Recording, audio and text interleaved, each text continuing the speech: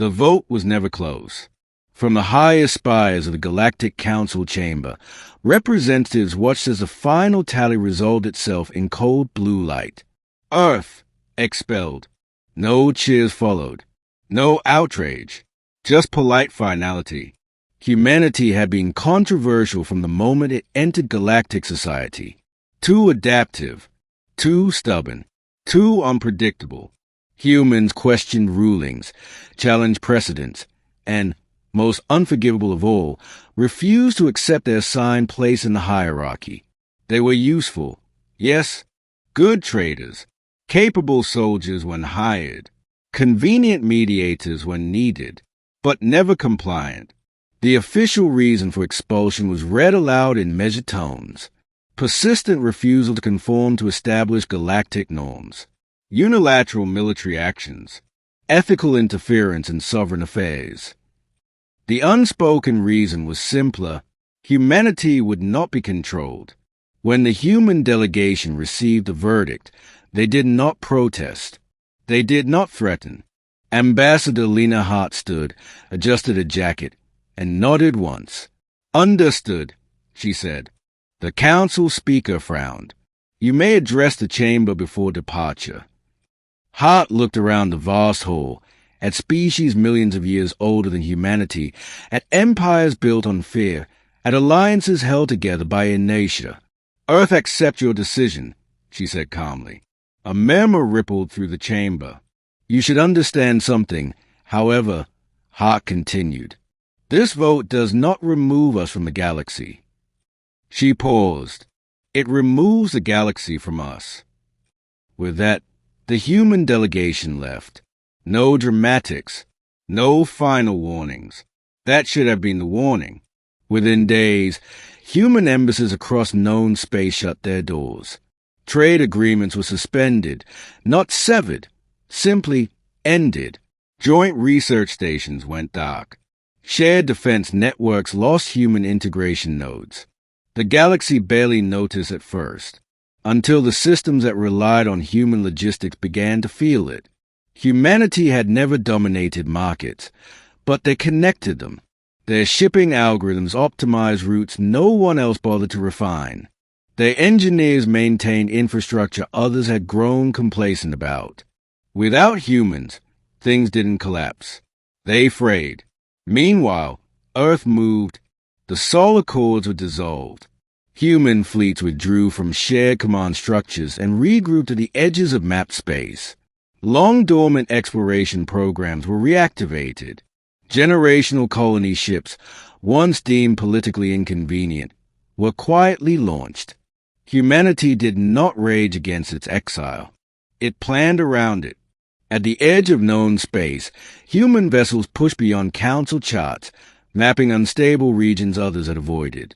Where alien sensors failed, human adaptive systems learned.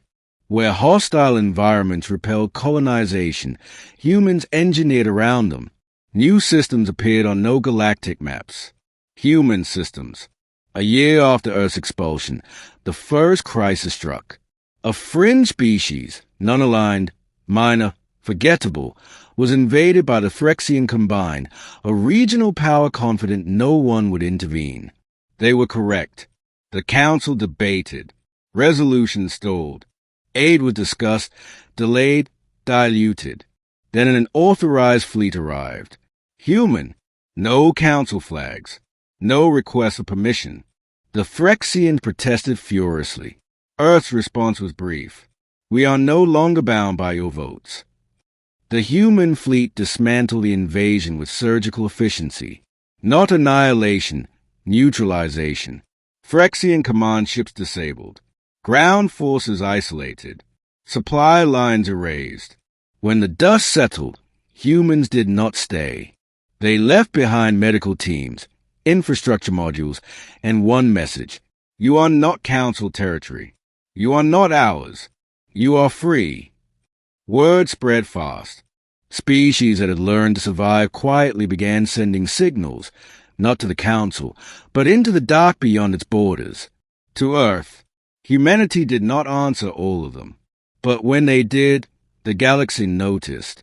Human space became something new, not an empire, not an alliance, a network, independent worlds connected by mutual defense, shared technology, and a single unspoken rule.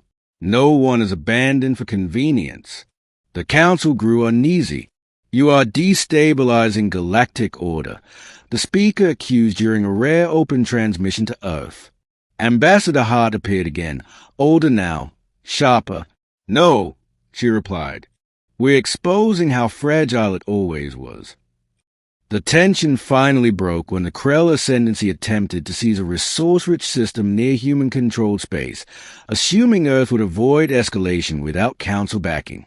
They were wrong. Human fleets responded faster than any Council force ever had. Not because they were bigger, because they were prepared. The battle was decisive. Human ships demonstrated technologies no one had seen before, modular hulls that reconfigured mid-combat, AI coordination across entire fleets, weapons designed not for terror but for inevitability. The Krell withdrew in shock. The Council watched in silence. Earth issued no declaration, only a transmission, broadcast publicly across the galaxy. We sought partnership. We were offered control or exclusion, so we chose something else. The message ended with coordinates. Human space. Open, not to rule, but to cooperate. In the years that followed, the balance of power shifted. The Council still existed, but it no longer decided the future alone. Humanity thrived beyond its reach, innovating faster, adapting harder, forging bonds not through coercion but choice.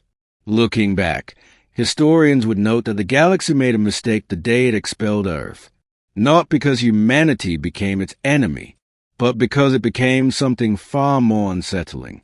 Proof that the galaxy did not need permission to evolve, and that when humanity was told it did not belong, it simply built a future where it did.